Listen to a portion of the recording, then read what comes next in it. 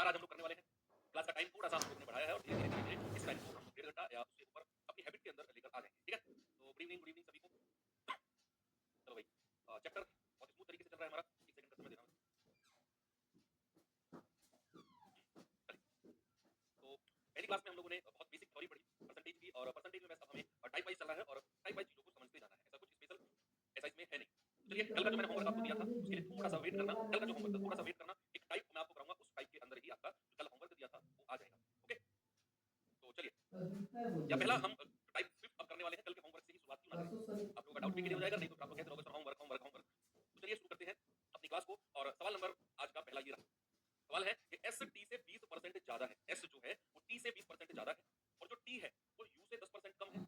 अब आपसे कह रहा है एस और यू का रेशियो बता दो, अनुपात बता दो, क्या होगा? बताइए बच्चे जल्दी से इस सवाल का जवाब क्या होगा भाई इसका? एस टी से 20% ज्यादा है और टी यू से 10% कम है। तो आपसे पूछा है एस और यू का रिलेशन। बच्चे सबसे पहले तो जितने भी परसेंटेज हैं आपको इनका फ्रैक्शन यानी कि भिन्न पता होना चाहिए। अगर मैं 10% की बात कहूंगा तो ये आ जाएगा 1/10। कोई दिक्कत है किसी को? नहीं है ना? अब आपने क्या करना है, एस टी से 20% ज्यादा है यानी कि 20% अधिक। तो क्या मैं इस रेशियो को 5 से 1 बढ़ाकर 6 कह सकता हूँ? 20% अधिक बोला है तो रेशियो हमारा 5 से 6 हो जाएगा। और फिर उसने बोला टी यू से 10% कम है। कम है, कम का मतलब है यहाँ पर हमारा रेशियो 10 से घट के कितना हो जाएगा बच्चे? 9 हो जाएगा। बस आप इनको गुणा कर दो, ये आ जाएगा 5 दाम 50, ये आ जाएगा 6 निम्मा 54। यही जो आपका रेशियो बना है, ये पहले वाला बंदा यानी कि एस और ये सबसे लास्ट वाला बंदा यानी कि एस और यू का रेशियो कितना आ गया भाई? 2 से काट दो आप इसको 25 और 2 से काट दो इसको 27। एस और यू का रेशियो कितना मिल गया हमें? 25 और 27। 27 25 नहीं यही होगा, 25 27 होगा। पहले एस है ना, लास्ट में यू है। 27 25 आप कैसे करोगे? 25 27 होना चाहिए। एस टी से 20% अधिक है और टी यू से 10% कम है। एस और यू का रेशियो 25 और 27 होगा। नहीं तो आप इसे रेशियो बना के भी कर सकते हो, कोई दिक्कत नहीं है। रेशियो बनाकर भी कैसे करोगे भाई? एस और टी का रेशियो बना लो। अगर एस टी से 20% ज्यादा है, एस टी से अगर मैं टी को 100 मान लूं, ठीक, मैंने टी को 100 मान दिया तो एस कितना हो जाएगा? 20% ज्यादा यानी कि 120। 20 पंजे 100, 20 के 100। अब बात कर रहा है टी और यू की। भाई उसने बोला टी यू से 10% कम है। अगर मैं यू को 100 मान दूं तो टी 10% कम यानी कि 90 हो जाएगा। तो यहां से हमको रेशियो मिल गया 9 और 10। अब हमको क्या चाहिए बच्चे? एस और यू का रेशियो। क्या चाहिए हमको? एस और यू का रेशियो। क्या दो रेशियो को कंबाइन करना आपको आता है? दो रेशियो को कंबाइन करना आपको आता है? बिल्कुल। 27 25 होगा ना? हाँ हाँ हाँ। एक सेकंड ठीक है, यहाँ से 27 25 आएगा। मैं उसमें देखूंगा कि हमने क्या गड़बड़ किया। पहले यहाँ से देख लो कि अगर मैं टी को बराबर करता हूँ तो 5 नाम 45 होता है। इसको 9 से गुणा कर दो और इसको 5 से। यहाँ 9 से किया है तो यहाँ भी 9 से करना पड़ेगा। यहाँ 5 से किया है तो यहाँ भी 5 से करना पड़ेगा। बच्चे हो जाएगा 54, ये हो जाएगा 45, ये भी 45 और ये 50। हमको क्या चाहिए? हमको एस और यू का रेशियो चाहिए। ये हो जाएगा आपका 54 और 50 यानी कि 5 से जाएगा 2 से जाएगा 25 बार और 2 से जाएगा 27 बार। तो हमारा जवाब हो गया 27 25। बिल्कुल सही है, कोई दिक्कत नहीं है। तो फिर सक्सेसिव में क्या दिक्कत थी? ओके, सक्सेसिव में क्या दिक्कत थी? एस टी से, अच्छा ठीक है, टी यू से कम है ना? यहाँ उल्टा दिया हुआ है, टी यू से कम है। अगर यू टी से कम होता ना या यू टी से ऐसा कुछ इसके बीच में रिलेशन होता तो फिर हम सक्सेसिव की तरफ जाते। इसीलिए ये रेशियो हमारा उल्टा हो गया, इसीलिए। तो फिर ठीक है, आप रेशियो से भी जा सकते हो, नहीं तो आप 100 मानकर भी कर सकते हो, कोई दिक्कत नहीं। तुम्हारा रिलेशन हमें उल्टा दिया हुआ है, इसीलिए हमारा रेशियो उल्टा हो गया। दूसरे सवाल पर आओ। ये सवाल देखो भाई जरा और बताओ मुझे सवाल का जवाब क्या होगा। यदि राम की आय श्याम से 70% अधिक है और श्याम की आय सोहन से 30% कम है, तो राम और सोहन की आय का रेशियो बता दो क्या होगा। राम की आय श्याम की आय से 70% अधिक है और श्याम की आय सोहन की आय से 30% कम है। तो राम और सोहन यानी कि पहला और सबसे लास्ट का रेशियो आपसे पूछा गया है। चलिए भाई देखते हैं, पहले राम और श्याम की बात करते हैं। भाई राम और श्याम क्या कह रहे हैं? श्याम एस एच लिख देंगे। तो राम की आय श्याम से, अगर मैं श्याम को 100 मानता हूं तो राम की आय 70% ज्यादा यानी कि 170 हो जाएगी। 0 से 0 गया तो राम और श्याम का रेशियो कितना आ गया भाई? 17 10। ये राम और श्याम का रेशियो है। अब उसने बोला कि श्याम की आय सोहन से 30% कम है। अगर मैं श्याम और सोहन का रेशियो आपसे पूछूं तो सोहन की आय को अगर मैंने 100 माना तो श्याम की आय 30% कम हो जाएगी। मतलब हो जाएगी बच्चे 30% कम यानी कि ये हो जाएगी 70। तो 0 से 0 गया, ये रेशियो मिल गया हमें 7 10 का। अब हमसे जो रेशियो पूछा है ना, हमसे जो अनुपात पूछा है भाई, वो राम और सोहन का पूछा है, पहले और लास्ट के का रेशियो। पहले और लास्ट के का रेशियो देखो, ये भी आप बिना मैट्रिक्स मेथड के या बिना इक्वल करे कर सकते हो। मैं आपको बताता हूं, अगर हमें राम और सोहन पहले और लास्ट के का रेशियो पूछा है ना, पता है कैसे निकलेगा ये? आपने पहला और पहले को मल्टीप्लाई कर दो, दोनों रेशियो के पहले और पहले को मल्टीप्लाई कर दो, 17 7 100 और दूसरे को मल्टीप्लाई कर दो 10 धाम 100। तो राम और सोहन का रेशियो कितना मिल गया? 119 अनुपात 100। आपको कोई मैट्रिक्स मेथड जो आपने रेशियो में पढ़ा कोई जरूरत नहीं है। आपको कोई जरूरत नहीं 10 और 7 को बराबर करने की। आपको राम और सोहन का रेशियो चाहिए था ना, तो दोनों के पहले और पहले को गुणा कर दो 119, दूसरे और दूसरे को गुणा कर दो 100, तो राम और सोहन का रेशियो आपको मिल गया। आपका आराम से आंसर आ गया 119। और ये सवाल देखिए जरा, इसका जवाब बताओ भाई कितना होगा। सवाल है, ए की आय बी की आय से 25% कम है, जिसकी आय सी की आय से 40% अधिक है। सी की आय डी की आय से 20% कम है, तो ए की आय सी की आय से कितना परसेंट अधिक होगी? देखते हैं भाई, पहली लाइन में उसने बोला कि ए की आय बी की आय से 25% कम है, तो यहाँ से बच्चे मैं ए और बी इनका रेशियो बना सकता हूँ, क्योंकि ए की आय बी की आय से 25% कम है। तो ए और बी का रेशियो बताओ मुझे क्या होगा? आप कहेंगे कि सर ए और बी का रेशियो निकालने के लिए फिर से पढ़ते हैं। ए की आय बी की आय से 25% कम है। अगर मैं बी को 100 मान लूँ, अगर मैं बी को 100 मान लूँ, तो ए की आय 25% कम है, कितना है मेरे भाई? 75। तो 25 तिया 75 और 25 चौके 100, यानी कि ए और बी का रेशियो आपको मिल गया 3:4 का। अब उसने कहा कि जिसकी आय, यानी कि जिसकी का मतलब है वो बी के बारे में बात कर रहे हैं। बी के बारे में क्यों? मान लो ए की आय बी की आय से 25% कम है, जिसकी आय यानी कि जो सबसे लास्ट वाला बंदा है उसी से उसने स्टार्टिंग करी है, जिसकी आय सी से 40% अधिक है। अगर मैं बी और सी का रेशियो आपसे पूछूं, अगर मैंने सी को 100 माना तो बी की आय 40% ज्यादा हो जाएगी। कितना हो जाएगी बच्चे? 140, यानी कि 2 पंजे 10 और 2 सत्ते 14। तो बी और सी का रेशियो आ गया 7:5 का। अब आगे आपको निकालने की जरूरत नहीं है, पता है क्यों? देखो, आपको आगे दिया हुआ है कि सी की आय डी से 20% कम है। हाँ, हम सी और डी का रेशियो भी निकाल सकते हैं, लेकिन हमसे पूछा क्या है? हमसे पूछा है ए की आय सी की आय से कितना परसेंट अधिक है, मतलब हमसे ए और सी के बारे में पूछा है। डी का कोई जिक्र ही नहीं, और जब डी का कोई जिक्र ही नहीं तो फिर सी की आय डी की आय से 20% कम है, इस वाली लाइन को मैं भूल जाऊंगा। मुझे ए और सी के बीच में रिलेशन चाहिए, वो तो मैं इन दोनों से भी निकाल सकता हूँ। जैसे उसने ए और सी के बारे में ही तो पूछा भाई, डी के बारे में तो कुछ पूछा ही नहीं, तो फिर मैं ए की आय सी की आय से कितना परसेंट अधिक है, यहीं से ही ए और सी का रेशियो बना लो। बच्चे, अगर मैं यहाँ से ए और सी का रेशियो बनाऊंगा तो कितना बनेगा जरा बताना मुझे भाई। पहले को पहले से मल्टीप्लाई कर दो, 7 या 21, दूसरे को दूसरे से मल्टीप्लाई कर दो, 4 पंजे 20, यानी कि ए और सी का रेशियो कितना मिल गया? 20 और 20 का। अब कह रहे हैं ए की जो आय है वो सी से कितने परसेंट ज्यादा है। कल दुनिया भर के सवाल ऐसे मैंने आपको कराए, तो सी से कितना ज्यादा है ये सबसे पहले आप मुझे बता दो। कितना अधिक है सी से? आप कहेंगे सर ए एक अधिक है, और अगर परसेंट अधिक बताना है कि परसेंट में कितना अधिक है, तो आप कहेंगे ए बटे और जिससे बात करता है सी से, उस 20 को नीचे ले लेंगे और गुणा 100। आप कहेंगे 20 पंजे 100, सर 5% अधिक है, हमारा जवाब होगा ऑप्शन नंबर बी। अब आपके दिमाग में एक सवाल टन टन टन बजेगा कि भाई सी की आय डी की आय से 20% कम है, सर फिर इस लाइन का मतलब क्या हुआ? Complete time waste. एग्जामिनर चाहता है कि आप सी और डी का भी रेशियो निकालो, फिर ए बी सी डी का रेशियो निकालो, और यहीं पर 10-15 मिनट अपने खराब कर दो। लेकिन अगर आप स्मार्ट तरीके से चलोगे तो आप जानते हो कि हमें ए और सी का रिलेशन पूछा है, वो तो इन दोनों से आ जाएगा। बस इसीलिए हमने सी और डी की बात ही नहीं करी, हमने ए और सी का रेशियो यहीं से निकाल दिया। 3 सत्ते 21, 4 पंजे 20, देख लिया सी से कितना ज्यादा है। ए एक ज्यादा है, कितने परसेंट ज्यादा है? 1 बटे सी 20 और गुणा 100, 5% ज्यादा है। अच्छे सवाल है ये, आसान सवालों में भी अच्छे सवाल है। इस सवाल को करिए। ये है सक्सेसिव मेथड, ये है सक्सेसिव। हमने जो भी 3-4 सवाल किए, इसमें सक्सेसिव क्यों नहीं लगा पाए? क्योंकि उसमें ए बी का रेशियो दिया हुआ था, फिर बी और सी का अलग दिया हुआ था, वो सक्सेसिव नहीं थे। तो हमने जो सक्सेसिव लगाने की कोशिश करी, तो हम वहां गलत कर गए, क्योंकि वो सक्सेसिव नहीं थे। उसने बोला ए बी से इतने परसेंट ज्यादा है, बी सी से उतने परसेंट ज्यादा है, ए और सी का उसने रिलेशन पूछा। लेकिन यहाँ सक्सेसिव है, यहाँ क्रमागत है कि एक संख्या की 25% वृद्धि की गई, और 25% वृद्धि करने के बाद फिर 16% की कमी कर दी, यानी कि क्रमागत रूप से वृद्धि और कमी करी गई है। पहले 25% बढ़ाया, फिर उसी संख्या को, सेम नंबर को फिर 16% डाउन कर दिया। ये होता है सक्सेसिव। पहले बढ़ाया, घटा दिया, बढ़ाया, घटाया, दैट इज कॉल्ड सक्सेसिव, है ना? तो अब यहाँ पर हम जो हमारा रेशियो मेथड है उसे आराम से लगा सकते हैं कि भाई 25% का फ्रैक्शन यानी कि भिन्न, सबसे पहले आप मुझे बता दो कि सर 1/4 होता है। अरे भाई 16% कितना होता है? ये होगा 16/100, यानी कि 4 से कटेगा 4 चौके 16, 4 से कटेगा 25 चौके 4/25। अब सवाल को मैं फिर से पढ़ता हूँ। सवाल ने क्या बोला कि पहले तो 25% की ना वृद्धि की गई, 25% पहले बढ़ाया गया। तो क्या बच्चे मैं रेशियो को लिख सकता हूँ 4 में 1 जोड़कर 5? कोई दिक्कत है किसी को? नहीं है ना? फिर उसने 16% की कमी कर दी, यानी कि 25 में से 4 घटाकर कितना कर दिया? 21 कर दिया। अब आप इनकी गुणा कर दो कि 25 चौके 100 और 21 पंजे 105, यानी कि किसी भी संख्या की वैल्यू, किसी भी संख्या की वैल्यू अगर पहले 100 थी तो बढ़ के कितनी हो गई? 5, 105 हो गई। तो कितने परसेंट की वृद्धि हुई बच्चे? कितने परसेंट की वृद्धि हुई है? आप कहेंगे कि सर 5 की वृद्धि हुई है, और अगर यही वृद्धि हमें परसेंट में निकालनी हो तो 5/100 और गुणा 100। आप कहेंगे सर 5% की वृद्धि, 5% की वृद्धि, 5% का इंक्रीज, और यही मेरा सही जवाब होगा। ठीक है, दैट इज कॉल्ड सक्सेसिव कि एक ही संख्या को पहले बढ़ाया गया, फिर दोबारा बढ़ाया या फिर घटाया गया, दोबारा बढ़ाया घटाया गया, एक ही संख्या को बार-बार अप डाउन कर रहा है, दैट इज कॉल्ड सक्सेसिव। इस सवाल को पढ़ के डिसाइड करो क्या ये सक्सेसिव है? है?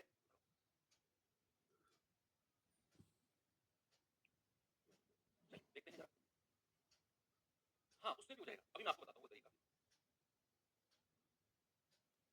बताओ जरा। भाई कह रहा है रवि के वेतन में पहले 50% की कमी आई, है ना? और फिर बाद में 50% की वृद्धि हो गई। पहले तो 50% की कमी हुई, फिर 50% की वृद्धि हो गई। उसका अंतिम वेतन उसके आरंभिक वेतन की तुलना में कितना कम था? जो उसका अंतिम वेतन था ना, वो आरंभ शुरू के वेतन की तुलना में कितना कम था? बताओ।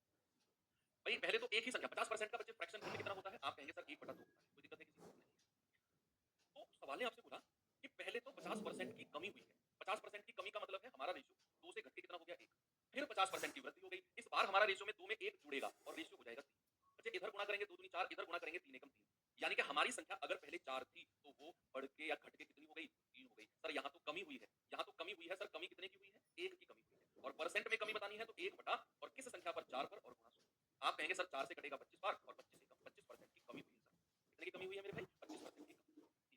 अब एक फॉर्मूला भी बच्चे अक्सर फॉर्मूला रट लेते हैं और फिर वो हर जगह उसी को चिपकाते हैं, चाहे कोई मास्टर बिना फॉर्मूले के पढ़ाना चाहे, लेकिन उसके सर में चूक मारते रहते हैं ऐसे करके, फॉर्मूला फॉर्मूला फॉर्मूला। मैं फॉर्मूला भी आपको बता देता हूँ है क्या। बच्चे सक्सेसिव इंक्रीज या फिर सक्सेसिव डिक्रीज का एक फॉर्मूला, इसको अगर मैं लिखूं सक्सेसिव चेंज का एक फॉर्मूला होता है। सक्सेसिव चेंज है ना, सक्सेसिव चेंज का एक फॉर्मूला होता है a plus b plus a गुणा b बटा 100। ये फॉर्मूला होता है हमारा सक्सेसिव चेंज का। इसका सक्सेसिव चेंज का यानी कि किसी भी संख्या में a% की बढ़ोतरी या कमी हुई हो, फिर b% की बढ़ोतरी या कमी हुई हो, तो दो संख्या के बारे में दो बार कहेगा तो हमारा फॉर्मूला ये हो जाएगा। ठीक है, तो a plus b plus a गुणा b बटा 100। एक बात और ध्यान रखना है कि अगर वृद्धि होगी इंक्रीज होगा उसको प्लस में रखना है, और अगर कमी होगी डिक्रीज होगा तो उसको माइनस में रखना है। माइनस मतलब कमी और प्लस मतलब वृद्धि। मान लो किसी भी संख्या में 10% की वृद्धि हुई, पहले तो 10% की वृद्धि हुई और फिर 5% की वृद्धि हुई। भाई पहले तो 10% की वृद्धि हुई फिर 5% की वृद्धि हुई। अब आप बताओ ओवरऑल वृद्धि, कुल वृद्धि उस संख्या में कितनी हुई है। आप ये मत कहना कि सर 10 और 5 15 की वृद्धि हुई है, नहीं, ये सक्सेसिव वृद्धि है।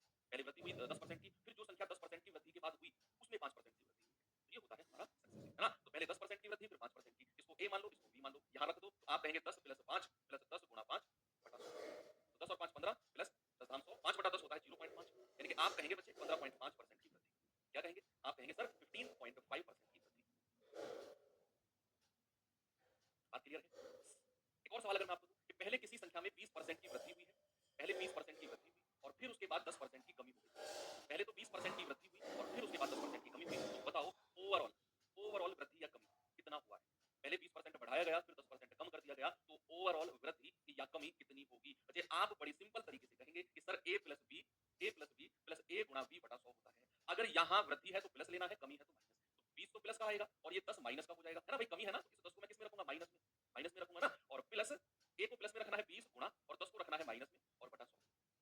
तो 20 में से 10 गया 10, 2 जीरो से 2 जीरो गया और 2 एकम 2 और वो भी माइनस का, है ना, माइनस का होगा ना 2 एकम 2। तो आप कहेंगे सर 8% की वृद्धि है। भाई 10 में से 2 गया तो प्लस का 8 ही तो आएगा, तो कितना आ गया बच्चे 8% की वृद्धि। ऐसे आप फॉर्मूला लगा सकते हो। अब चाहे पीछे के जो दो सवाल मैंने आपको कराए हैं उनमें भी आप ये फॉर्मूला लगा सकते हो। जैसे ये है, जैसे इस सवाल में आप फॉर्मूला बड़े आराम से लगा सकते हो कि एक संख्या में पहले 25% की वृद्धि की गई और फिर 16% की कमी कर दी। पहले तो 25% की वृद्धि की गई और फिर 16% की कमी कर दी गई। तो a प्लस b यानी कि वृद्धि को प्लस में रखना है और कमी को माइनस में, प्लस 25 गुणा माइनस का 16 बटा 100। तो 25 में से 16 गया 9, 25 चौके 100 और 4 चौके 100 है। ये 4 है माइनस का, तो 9 माइनस 4 कितना आ गया 5।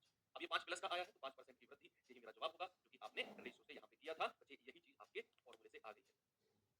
आपको पहला मेथड मुझे लग रहा है बहुत सारे बच्चे कहें सर पहले वाला ही ठीक था। अब हालांकि दोनों आपको आने चाहिए। 50% वाले में भी आप लगा लेना फॉर्मूला वाला मेथड। मैं लेकर चलता हूँ आपको अगले मेथड की, अगले सवाल की तरफ। बच्चे जो ये a plus b plus a गुणा b बटे 100 है ना, केवल 2% के लिए ही सीमित है।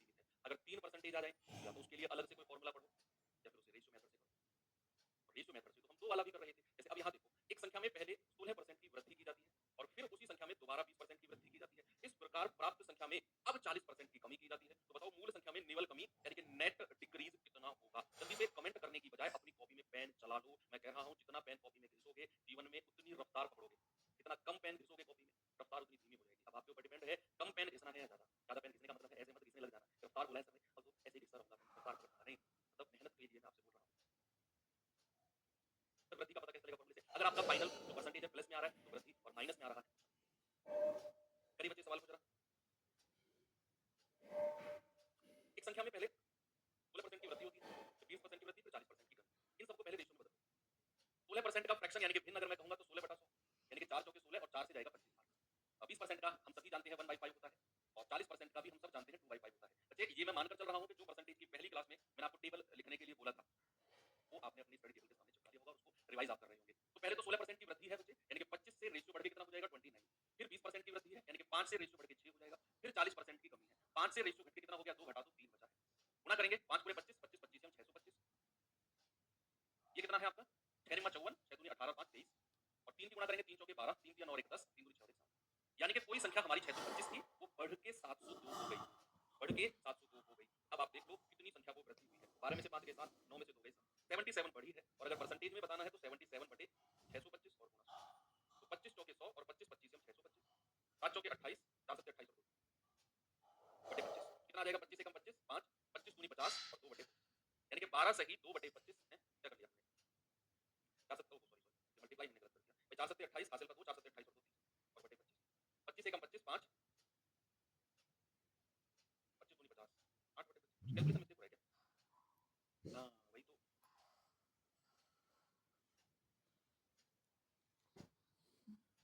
ये वाला ना 6 × 54 5, 6 दूनी 18 और 5 23, 3 12 3 3 9 10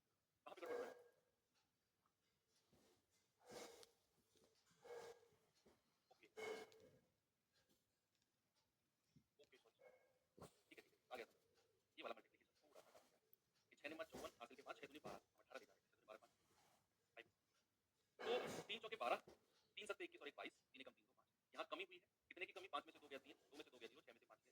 परसेंट कमी निकालना है तो 103/625 और गुणा 100। 25 चौके 100, 25 25 एकम 625, ये हो जाएगा बच्चे 412/25। तो 25 एकम 25, 15 और 1 16, 25 छिक्के 150 और 12/25, यानी कि ऑप्शन नंबर ए ही हमारा सही हो जाएगा। 20 छिक्के 74 होता है, ठीक है। बड़े-बड़े शहरों में छोटी-छोटी गलतियां होती रहती हैं। सेनोरिटा, ये सवाल करिए। बताएंगे बच्चे इसका जवाब जल्दी से।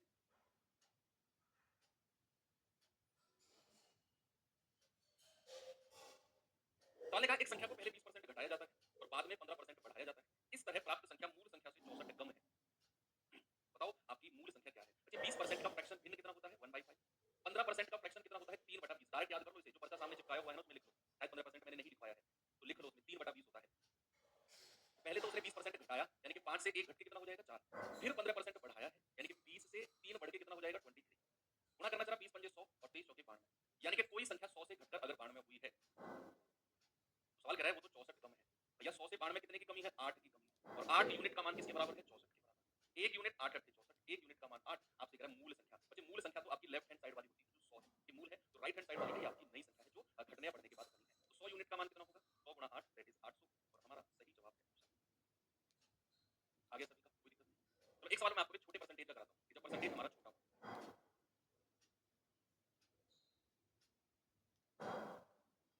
देखेंगे बच्चे जरा इसको।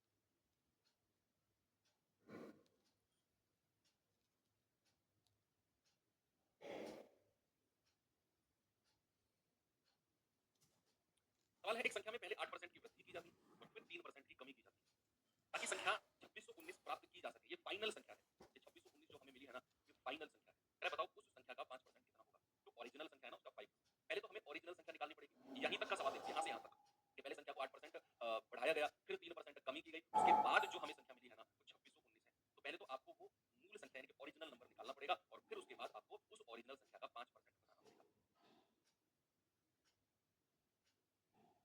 करो। अब ये परसेंटेज थोड़ी ऐसी है, फ्रैक्शन अगर आप इनका करते हो तो थोड़ा सा उठा जाएगा। आप रेशो से करो, थोड़ी सी कैलकुलेशन पड़ेगी लेकिन हो जाएगा। भाई 8% का फ्रैक्शन कितना होता है? 4 दूनी 8 और 25 चौके 100।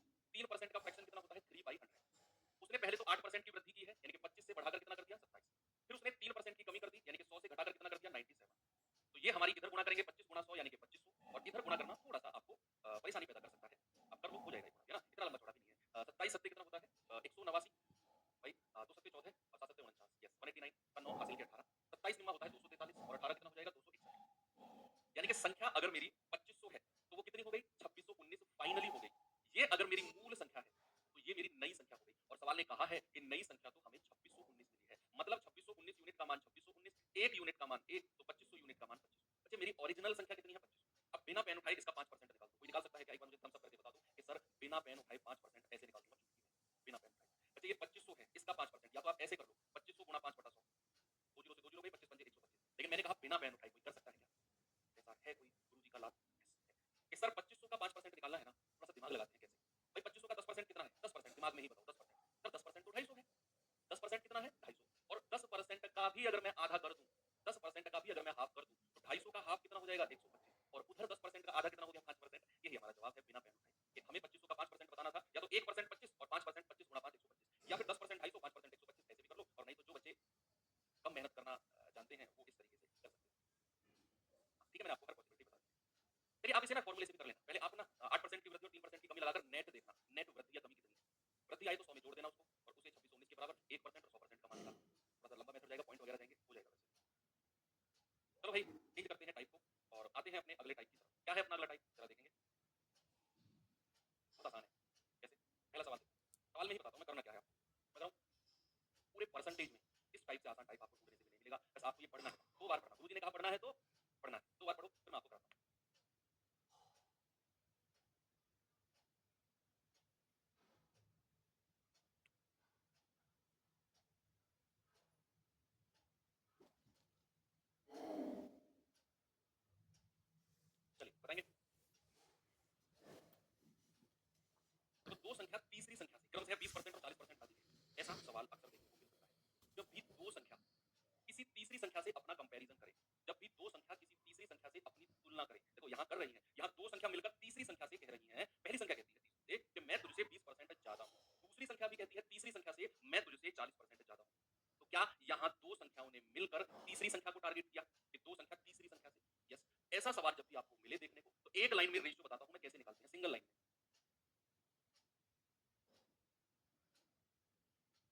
सिंगल लाइन में रेशियो देखिए कैसे करते हैं। जब भी दो संख्या किसी तीसरी संख्या से अपना कंपैरिजन करेंगे ना, तो तीसरी संख्या को 100 मान। ये जो तीसरी संख्या है ना सी, इसको 100 मान। अगर आपने ऐसा कर लिया, भाई साहब जीवन सरल है आपका ऐसे सवाल में। अब पहली संख्या कहती है तीसरी संख्या से कि मैं तुझसे 20% ज्यादा हूं। अगर तीसरी संख्या 100 है तो पहली संख्या कितनी हो जाएगी 120, 20% ज्यादा इससे। और दूसरी संख्या भी कहती है इसी तीसरी संख्या से कि मैं तुझसे 40% ज्यादा हूं। अगर तीसरी संख्या 100 है तो दूसरी कितनी हो जाएगी 140। बन गया प्रश्न। क्या रखा इन बातों में? सवाल हो गया हल। उसने कहा पहली और दूसरी संख्या का अनुपात, यानी कि हमसे पूछा है ए और बी का रेशियो। भाई साहब आपने करना है 120 और 140 का रेशियो। 0 से 0 बढ़ा दो, 2 छक्के 12, 2 सत्ते 14, आंसर 6 7 आ गया। अगला सवाल तैयार हो, मुझसे भी पहले आपका जवाब आना चाहिए। चलिए देखता हूं कौन धुरंधर मुझसे पहले जवाब देगा। मैं तो सबसे लास्ट में ही देता था यार। सबसे पहले कौन देगा? ये है कि दो संख्या तीसरी संख्या से, दो संख्या से मिलकर तीसरी संख्या को टारगेट किया कि 10% और 20% कम है, बार कम है, तो दूसरी संख्या को पहली संख्या के बराबर करने के लिए कितने परसेंट बढ़ाया जाना चाहिए? दूसरी संख्या को पहली संख्या के बराबर करने के लिए, पहले तो एबीसी का रेशियो, ये तो बात की बात है जो उसने पूछा है। अगर मैं यहाँ ए बी सी लिखता हूँ तो तीसरी संख्या को अगर मैं 100 मानता हूँ तो पहली संख्या क्या होगी बच्चे? 10% कम। तो ये अगर 100 है तो पहली संख्या 90 हो जाएगी, दूसरी संख्या 20% कम यानी कि ये 80 हो जाएगी। अब तीनों का आपको रेशियो मिल गया एबीसी का। अब सवाल ने आपसे पूछा कि दूसरी संख्या को पहली संख्या के बराबर करने के लिए कितने परसेंट बढ़ाया जाना चाहिए? पहले तो मुझे एक बात बताओ, अगर मैं दूसरी संख्या को पहली संख्या के बराबर करता हूं तो कितना बढ़ाना पड़ेगा मुझे? क्या 10 बढ़ाना पड़ेगा? लेकिन सवाल ने परसेंटेज में पूछा कि दूसरी संख्या को पहली संख्या के बराबर करना है तो बताओ कितना परसेंट बढ़ाना पड़ेगा? अगर मैं दूसरी संख्या को पहली संख्या के बराबर करता हूं तो मुझे 10 जोड़ना पड़ेगा दूसरी संख्या में, और अगर मुझे परसेंट में बताना है तो 10 बटा और दूसरी संख्या को नीचे रखेंगे, क्योंकि मैं दूसरी संख्या को बढ़ा रहा हूं, क्योंकि मैं दूसरी संख्या को पहली संख्या के बराबर कर रहा हूं, तो दूसरी संख्या को हम नीचे रखेंगे क्योंकि दूसरी संख्या को बढ़ाकर यहां ले जा रहे हैं, तो बेस संख्या यानी कि रूट नंबर हमारा दूसरी संख्या है और गुणा 100। तो बच्चे ये हो जाएगा आपका 1/8 गुणा 100, दुनिया जानती है 12.5% होता है। 1/8 फ्रैक्शन का परसेंटेज दुनिया जानती है 12.5% होता है। आपको 100/8 करके टाइम वेस्ट करने की जरूरत नहीं है। अगर यहाँ 1/8 गुणा 100 देखा ना तो मैं बता रहा हूँ कोहनी मार मार के कमर तोड़ दूंगा। अगर 1/8 गुणा 100 को डायरेक्ट 12.5 नहीं लिखा आप लोगों ने, अगर 100/8 फिर 4 दूनी 8 25 100 ऐसे अगर करोगे ना तो कुटाई कर दूंगा। सच बता रहा हूँ बहुत मेहनत कर रहा हूँ आप लोगों के पीछे, लेकिन फिर भी अगर वो गधों वाली चाल चलनी है तो उसके लिए फिर मैं आपको परमिशन नहीं दूंगा। ये सवाल देखिए, इसका जवाब बताओ भाई।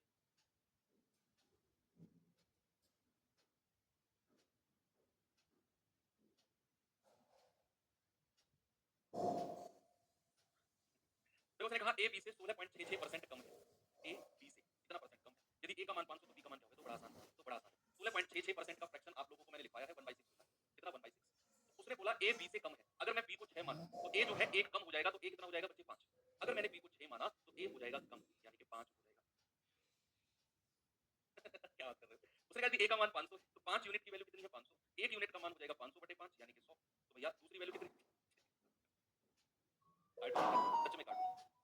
मैं ऐसी बातें लिख जाता हूँ कभी-कभी, मैं सोच भी नहीं सकता, मुझे लिटरली हंसी आ जाती है। बहुत कंट्रोल करता हूँ मैं तुम्हारी बातों को पढ़ के, लेकिन एक दो बात ऐसी लिख देते हो तुम लोग। सवाल यहाँ का आ गया, तो ऊपर जाना। चलो करो, ये पिछले टाइप का क्वेश्चन है, हालांकि यहाँ गलती से आ गया ये। आ गया तो क्या करें, कर ले भैया। बताओ भाई जल्दी से जवाब सवाल का।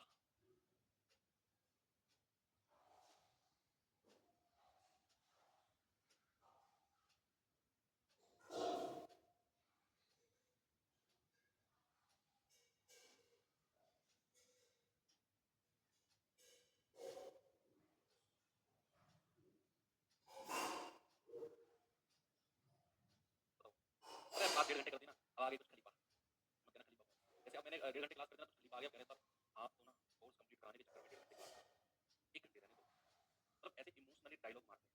मतलब अगर मैं 1.5 घंटे तुम्हें पढ़ा रहा हूँ तो कोर्स जल्दी कंप्लीट कराने के चक्कर में पता नहीं कौन सी दुनिया का तुम बहुत बड़ा। ए बी से 20% अधिक है और बी सी से 30% कम है। ए का मान 210 है तो सी का मान क्या होगा? कितने टाइप का क्वेश्चन है, लेकिन इसमें आ गया तो कर लेते हैं भाई। ए बी से 20% अधिक है, ए और बी का रेशियो लेते हैं कि बी अगर 100 है तो ए 20% ज्यादा यानी कि 120 होगा, तो 20 पंजे 100 और बी छिके 120। अब उसने कहा बी जो है वो सी से 30% कम है, तो बी है वो सी से, यानी कि अगर मैंने सी को 100 माना तो बी कितना होगा? 30% कम यानी कि 70 होगा। 0 से 0 कट गया, ये आ गया 7 और 10 का। कितना आ गया? 7 और 10 का। अगर मैं यहीं से ए और सी का रेशियो आपसे पूछूं, what is the ratio of A and C, तो पहली और पहली संख्या को गुणा कर दो 6 7 42, और दूसरी संख्या को गुणा कर दो 5 7 50। अब कह रहा है कि यदि ए का मान 210 है तो 42 यूनिट की वैल्यू 210, ए का मान कितना हो जाएगा? 210/42। तो 42 पंजे 210 होता है, 42 पंजे 210। 5 यूनिट का मान कितना हो जाएगा? 5 यूनिट की वैल्यू 50 गुणा 5, ये हो जाएगा 250। ऑप्शन नंबर 2 हमारा सही जवाब। ठीक है, चलो ओके, चेंज करते हैं टाइप को।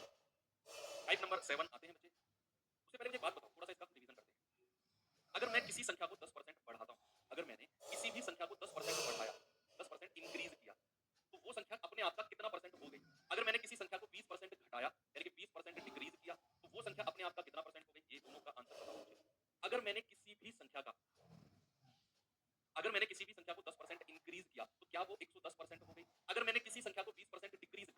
क्या वो केवल 80% बची है? बात समझ में आई?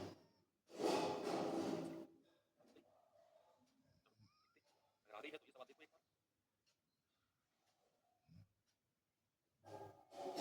सवाल है यदि एक भिन्न कोई भिन्न है, कोई फ्रैक्शन है y बटे x और मेरा इसके अंश में, इसके न्यूमरेटर में यानी कि अंश में 12% की वृद्धि को 12% बढ़ा और इसके डिनोमिनेटर यानी कि हर में 2% की कमी हो जाए, तो ऐसा करने पर जो हमें नया फ्रैक्शन, नया भिन्न मिलेगा ना, तो उस भिन्न का मान 6/7 हो जाएगा। आपको बताना है कि मूल भिन्न यानी कि ओरिजिनल फ्रैक्शन हमारा क्या है। जैसे हमारा ओरिजिनल फ्रैक्शन तो हमें y बटा x दिया हुआ सवाल है, ओरिजिनल फ्रैक्शन तो y बटा x है। अब कह रहा है कि अंश को तो 12% बढ़ा दो। अगर मैं अंश को 12% बढ़ाता हूं तो ये कितने परसेंट हो जाएगा? सर 112% हो जाएगा। जैसे अगर 12% बढ़ा दिया ना तो ये 112% हो गया। अगर डिनोमिनेटर में 2% की कमी की, अगर उसका डिनोमिनेटर यानी कि हर 2% बढ़ाया, तो क्या मैं उसको 98% कह दूं? ऐसा करने पर जो फ्रैक्शन हमको मिलता है वो 6/7 होता है। आपको यहाँ से y by x का मान निकालना है। 14 सत्ते 98, 14 अट्ठे 112। देखो नीचे वाली संख्या नीचे वाली से कट जाती है। अब ये 8 नीचे आ जाएगा। बच्चे जब मैं y बटे x का मान निकालूंगा ना, ये 6 तो ऊपर रहेगा, जो ये ऊपर का 8 है ये नीचे आ जाएगा, यानी कि यहाँ पर आ जाएगा। 2 दिया 6 और 2 चौके। y by x का ओरिजिनल फ्रैक्शन क्या मिला हमको? 3/4। भाई अगर कहीं ऐसा है, मान लो 2x बटे y बराबर 3/5, तो ये जो 2 है ना, ये इसके नीचे आता है यहाँ पर। अगर मैं x by y कहूंगा तो 3 बटे और 5 दूनी 10 इस तरीके से। जो नीचे वाला होता है ये ऊपर, तो यहाँ पर जो ये बचा हुआ 8 था ये नीचे आ गया, यानी कि यहाँ पर। इस सवाल देखिए जरा, इस सवाल को करो जल्दी से सभी लोग। किसी संख्या के भिन्न में अंश में 80% की वृद्धि की जाती है और उसके हर यानी कि डिनोमिनेटर 200% की वृद्धि होती है, तो अंश और हर का नया अनुपात 21/50 हो जाता है। ओरिजिनल फ्रैक्शन यानी कि वास्तविक क्या होगा? मैंने मान लिया कि ओरिजिनल फ्रैक्शन ना n अपॉन d है। n अपॉन d यानी कि न्यूमरेटर अपॉन डिनोमिनेटर। n मतलब न्यूमरेटर और d मतलब डिनोमिनेटर। अब अगर मैं अंश में 80% की वृद्धि कर रहा हूं तो ये कितने परसेंट हो जाएगा? आप कहेंगे सर 180% हो जाएगा, 180। और अगर मैं डिनोमिनेटर में 200% की वृद्धि कर रहा हूं, मतलब इतने परेशान हो ना तुम लोग कि सर लाइट चली गई, सर रूम पे जाना है खाना खाने, ये कर दो। मुझे ऐसा लग रहा है कि तुम लोगों को सबको मुझे अपने गांव वाले घर में बुलाना पड़ेगा, बड़ा है थोड़ा, तुम लोगों को हर सिलेक्शन तक भी बंद करके रखना पड़ेगा मुझे। 2 दिन लट रखने पड़ेंगे डंडे, मैं खिलाऊंगा पिलाऊंगा तुम्हें बोलूंगा, ठीक रहेगा ये? बताओ जल्दी से बच्चे इसका जवाब, सभी लोग बताएंगे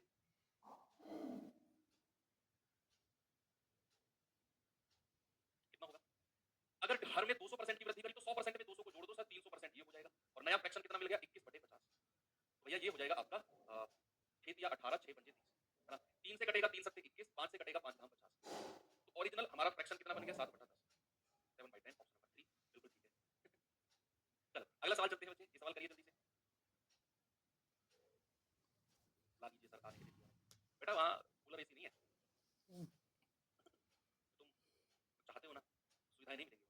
हर बात के लिए तुम्हें ठंडा मिलेगा तो एक तरफ से। हाँ तो सर पंखा मंदा चल रहा है सर, पंखा तेज चलाने के लिए उसमें कंडेंसर में तुम में 2 लटके भूल जाओगे कि पंखा मंदा है, तेज चल रहा है। देखो उसने कहा एक भिन्न का अंश 88% और हर 55% की वृद्धि होती है, तो भिन्न का मान 1504/775 हो जाता है। तो मूल भिन्न क्या होगा? चलिए देखते हैं। ओरिजिनल फ्रैक्शन हमारा n अपॉन d, अंश में 88% बढ़ाओ तो 188% हो जाएगा, 188%। और डिनोमिनेटर में अगर 55% बढ़ाओ तो डिनोमिनेटर 155%। तो हमारा फ्रैक्शन बन गया 1504/775। अब इसको आप कर लीजिए कितना है भाई, परसेंटेज से परसेंटेज गया, मुझे लग रहा है ये इससे कटेगा पूरा, मतलब 5 75 5 पूरे 25 पूरा 5 बार कट गया ये इससे। क्या वो भी कटेगा 8 बार? 8 8 64। देखो यूनिट डिजिट चेक करो, 8 8 64 यूनिट डिजिट चेक किया तो पूरा 8 बार कट गया। और ऑप्शन में भी हमने देख लिया 8/5, यानी कि हमारा जो फ्रैक्शन है n अपॉन d कितना मिल गया? 8/5 ऑप्शन। चलो एक और आसान सा टाइप है, इसे और कर लेते हैं भाई, आसान सा टाइप, ज्यादा हार्ड नहीं, बहुत आसान सा। टाइप नंबर 8 और बड़ा ही सिंपल है, जैसा ये था ना इतना आसान ये था, उतना ही आसान ये वाला टाइप। और इसका पहला सवाल जरा देखिए एक बार, क्या है? बहुत आसान सा टाइप। वो कहता है एक छात्र एक संख्या को 5/3 के बजाय 5/3 के बजाय 3/5 से गुणा करता है। कोई छात्र है उस संख्या को 5/3 के बजाय 3/5 से गुणा करता है। आपको दो चीज लिखनी है, एक तरफ लिखना है सही और एक तरफ लिखना है गलत। भाई सही गुणा किससे करनी थी? 5/3 से, और गलती से गुणा किससे करती? 3/5 से। अब छात्र है गलती कर देता है, आप भी छात्र को गलती आप भी करते हो, है ना? गलती तो आप भी करते हो, तो गलती अगर की तो गलती सुधारनी पड़ेगी।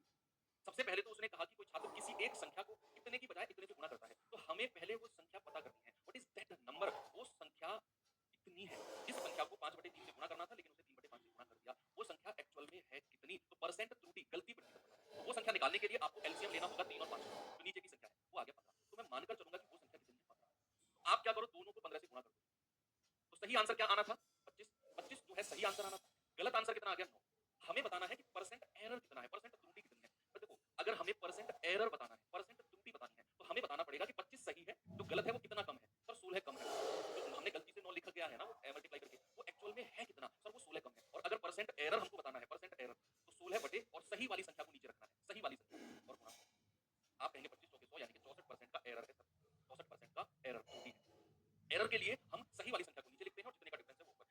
मैं आपसे कहूँ कि आपको ऐसा करने की कोई ज़रूरत है ही नहीं। आप अपना आंसर डायरेक्ट बता सकते हो ऐसे। क्या? ज़रा देखिए। आपने एक तरफ सही लिखना है, एक तरफ गलत। सही किससे गुणा करना था 5/3 से और गलती से गुणा किससे कर दिया 3/5 से। ये लिखा आपने। आपको कोई एलसीएम-वेलसीएम लेने की ज़रूरत नहीं। देखना आपने करना क्या है। सही वाला इधर और गलत वाला इधर। फिर आपने क्या करना है, जो ये ऊपर वाली संख्या है ना, इसकी क्रॉस में मल्टीप्लाई करो। 5 पूरे 25 और फिर इस नीचे वाली की यहाँ गुणा कर दो 3 तिया 25। ये सवाल कि भाई 25 मेरी सही संख्या है, 9 गलत आ गई, 16 का एरर है, परसेंट में एरर निकालना है, 16/25 गुणा 100। तो आप कहेंगे 25 चौके 100 और 16 चौके 64%। यानी कि ऊपर वाली को नीचे से गुणा करना, इधर लिख दो। नीचे वाली को ऊपर गुणा करके यहाँ लिख दो। आपको आपका आंसर आ जाएगा। आपको कोई एलसीएम-वेलसीएम लेने की नीड नहीं। ये सवाल करो जल्दी से।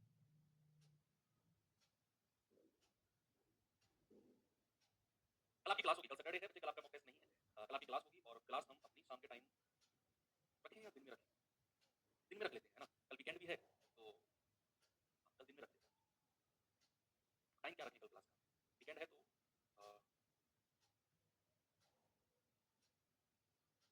9:30 ही कर लें, क्योंकि पिछले वीकेंड में भी 9:30 बजे ही थी हमारी क्लास। सही रहेगा? ठीक है?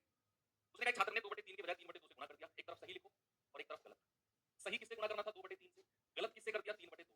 हमको बताना है परसेंटेज एरर। तो भैया इसकी गुणा क्रॉस में करो 2 दूनी 4, इसकी गुणा क्रॉस में करो 3 तिया 9। तो कितने का एरर आया है? एरर आया है 5 का और परसेंटेज में बताना है तो 5 बटा सही वाली संख्या नीचे और गुणा 100। तो 4 से जाएगा 25 बार और 25 पंजे 125% का एरर है।